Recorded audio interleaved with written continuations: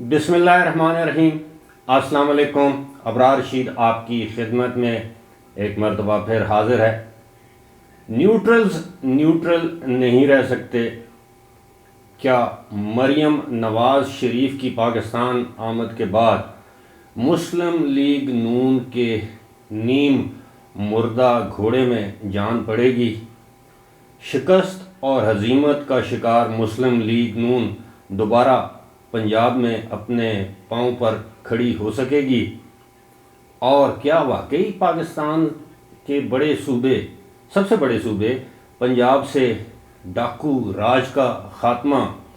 مسلم league نون کی جیت ہے، یا اب یہ بیانیہ بنانے کی کوشش کی جا رہی ہے؟ اور کیا انتخابات اپنے مقررہ وقت پر ہوں گے؟ یعنی یہ جو اب 90 دن کے اندر انتخابات ہونے ہیں،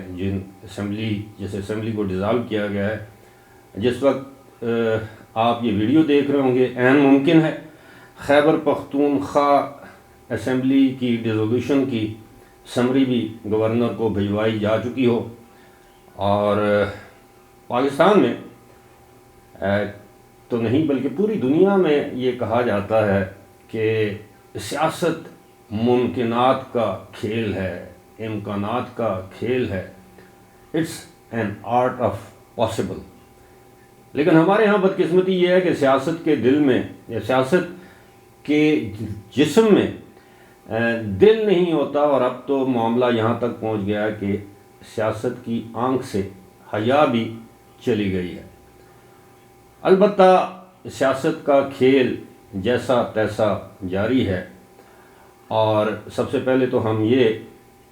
کچھ معلومات اور کچھ تجزیے کی بنیاد پر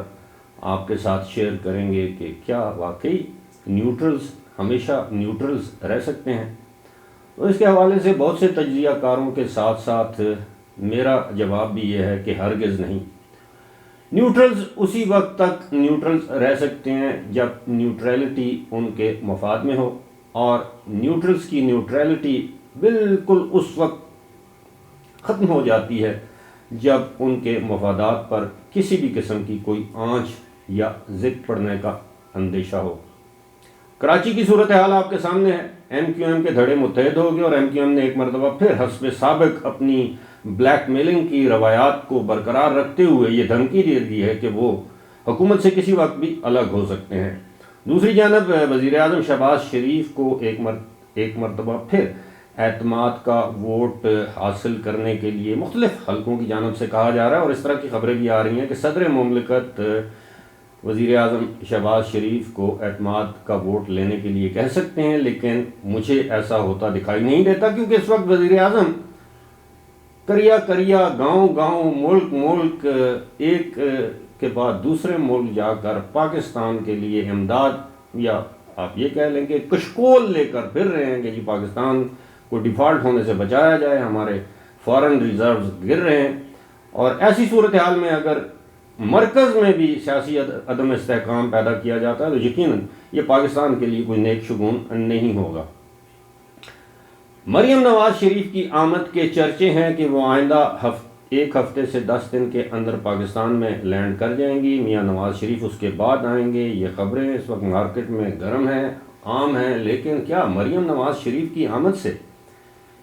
جو پنجاب میں جو مسلم لیگ نون کو جو ہزیمت یا شکست کا سامنا ہوا ہے، کیا وہ جو اس وقت آپ یہ سمجھ لیں کہ ایک لاچارگی کا شکار، اگرچہ مرکز میں حکمران ہے لیکن ایک لاچارگی کا شکار جماعت ہے، اس کی بہت سی وجوہات ہیں۔ ایک تو یہ کہ خاندان کے اندر جو ہے وہ معاملات درست نہیں ہیں، اختلافات ہیں۔ خاندان سے مراد شریف خاندان کے درمیان، یعنی مریم نواز شریف اور نواز شریف ظاہر ہے باپ بیٹی ایک طرف ہیں، میاں شہباز شریف دونوں جانب کھیل رہے ہیں۔ حمزہ شہباز آپ کو پتہ ہے کہ یہ جو پنجاب میں سارا معاملہ ہوا وہ لندن میں بیٹھے تھے، کہا یہ جاتا ہے کہ پہلے وہ اپنی صاحبزادی کی علاج کی غرض سے وہاں پر تھے، اب ان کی والدہ علیل ہیں، ان کی تیمارداری میں مصروف ہیں۔ لیکن دوسری جانب آپ دیکھیے کہ جو بھائی وہاں پر موجود تھے وہ پاکستان آ گئے ہیں، یعنی سلیمان شہباز۔ اور بہرحال ایک بات ہے کہ خاندان کے اندر بھی سب کچھ ٹھیک نہیں ہے، اور پارٹی کے اندر بھی اگر آپ اندازہ کیجئے ان لوگوں کے بیانات سے تو رانا ثناء اللہ کوئی اور بیان دیتے ہیں، ان کا بیانیہ کوئی اور ہے۔ جاوید لطیف، میاں جاوید لطیف جو ہیں ان کا بیانیہ کچھ اور ہے۔ خواجہ برادران جو خواجہ سعد رفیق ہیں وہ کوئی اور بیان دیتے ہیں۔ خواجہ آصف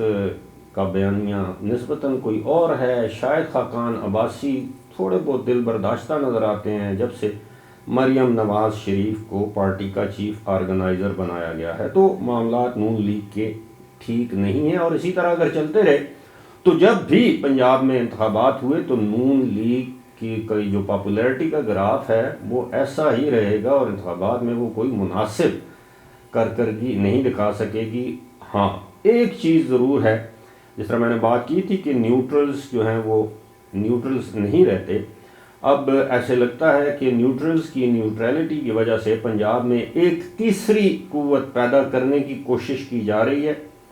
یہ سیاستدانوں کی دانستہ کوشش ہے، اس کے پیچھے کوئی ہاتھ ہے یہ ہم وثوق سے نہیں کہہ سکتے، لیکن جب بھی آئندہ انتخابات ہوئے صوبائی اسمبلی کے یا عام جنرل الیکشن ہوئے، اس سے پہلے آپ کو پنجاب میں ایک تیسری قوت پریشر گروپ کے طور پر سامنے آتی ہوئی نظر آ جائے گی، اور اس میں وہی لوگ ہوں گے الیکٹیبلز، اور جس میں اس وقت سرگرم عمل ہیں جہانگیر ترین ہیں، اس میں یوسف رضا گیلانی ہیں، مخدوم احمد محمود ہیں، اس میں چودھری سرور ہیں، اس میں علیم خان ہیں، اس میں اور بہت سے پنجاب سے تعلق رکھنے والے الیکٹیبلز شامل ہیں، اور کہا یہ جاتا ہے کہ یا تو یہ گروپ ایک انڈیپینڈنٹ گروپ کے طور پر انتخابات میں حصہ لے گا، یعنی ایک آزاد گروپ کی حیثیت سے، یا ان میں سے کچھ لوگ جو ہیں پاکستان پیپلز پارٹی میں شمولیت اختیار کر لیں گے۔ لیکن پنجاب میں آئندہ جو بھی حکومت بنے گی اس حکومت سازی میں اس گروپ کا بڑا اہم کردار ہوگا، کیونکہ اس وقت جو نیوٹرلز ہیں وہ یہ سمجھتے ہیں کہ اگر مرکز میں جس پارٹی کی حکومت ہے تو پنجاب میں اس کی اگر حکومت ہوئی تو پہلے سے بھی زیادہ پنجاب کا بیڑا غرق ہو سکتا ہے، لہٰذا پنجاب میں کوئی ایسا سیٹ اپ لایا جائے کہ وہ اس گروپ کو آنکھ کا اشارہ کیا جائے تو کسی دوسری جماعت کی حکومت بن سکتی ہے۔ بظاہر ایسے لگتا ہے کہ پنجاب میں آئندہ جو بھی حکومت بنے گی وہ ایک مخلوط حکومت ہوگی، چاہے اس کا وزیر اعلیٰ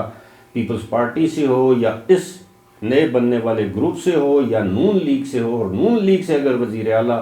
سامنے آتا ہے تو یقیناً وہ حمزہ شہباز شریف نہیں ہوں گے، اور یہ بھی کہا جاتا ہے کہ شریف خاندان کا کوئی بھی فرد جو ہے وہ اس وقت نیوٹرلز کو،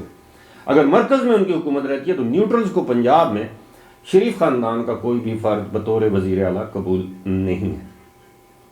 پارٹی کے اندر کے اختلافات کی میں نے آپ کو اطلاعات یا معلومات جو میرے پاس ہیں وہ میں نے دے دی ہے۔ ہمارے صوبے خیبر پختونخوا میں دیکھیں، امیر مقام خاموش جو پارٹی کے صوبائی جنرل سیکرٹری ہیں مرتضیٰ جاوید عباسی، وہ کہیں نظر نہیں آتے، نہ اخبارات میں، نہ ٹی وی پر، نہ اپنے علاقے میں، نہ حلقے میں، نہ کوئی بیان، اور نہ پارٹی کی کوئی ایز سچ آرگنائزیشن نظر آتی ہے۔ یہ وہ لوگ ہیں جب مریم نواز شریف جلسہ کریں گی تو آپ کو ان کے جلسے کے سٹیج پر نظر آئیں گے، یقیناً وہ جلسوں کے انتظامات میں بھی اپنا حصہ ڈالتے ہیں، لیکن گراؤنڈ پر اس وقت مسلم لیگ نون کم از کم مجھے خیبر پختونخوا میں بھی نظر نہیں آتی، اور خیبر پختونخوا میں بھی مسلم لیگ نون جو ہے وہ گروپس یا گروپنگ کا شکار ہے۔ تو یہ ساری صورتحال جو ہے، اب اگر الیکشنز ہوتے ہیں، یہ پنجاب کی اسمبلی تحلیل ہو جاتی ہے، وہ تو آٹومیٹکلی ہو جائے گی آج رات 12 بجے کے بعد، 48 گھنٹے گزر جائیں تو اگر گورنر نوٹیفیکیشن نہ بھی جاری کرے تو آئین کے مطابق اسمبلی جو ہے وہ تحلیل تصور کی جاتی ہے۔ اب ہمارے صوبے کی طرف آ جائیں، آج بھی پشاور میں دہشت گردی کے ایک واقعے میں 3 پولیس اہلکار شہید ہوئے ہیں، اور جن میں ایک ڈی ایس پی شامل ہیں، deputy superintendent of police Peshawar کا ایک علاقہ ہے سربان، وہاں تھانے پر ایک حملہ کیا گیا دہشت گردوں کی جانب سے، اور رات گئے اور اس میں 3 پولیس اہلکار شہید ہو گئے۔ یہ صورتحال ہے یعنی خیبر پختونخوا کے کیپٹل کی، اور آپ سوچ سکتے ہیں، اندازہ لگا سکتے ہیں کہ اگر انتخابات میں جایا جاتا ہے تو امن و امان کی صورتحال، دہشت گردی کی صورتحال، دیگر معاملات کو سامنے رکھا جائے گا تو اس بات کے امکانات بھی موجود ہیں کہ کوئی ایسا سیٹ اپ آئے دونوں صوبوں میں جو کہ نگران سیٹ اپ ہو، اور اس کو طوالت دی جائے، عدالتوں سے اس کی منظوری لے لی جائے کہ جناب ملک میں اس وقت ایک تو امن و امان کی صورتحال ایسی ہے، دوسری صورتحال جو ہے وہ جو انتہائی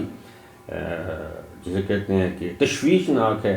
وہ ہے معاشی صورتحال۔ تو اس کے پیش نظر جو ہے وہ اب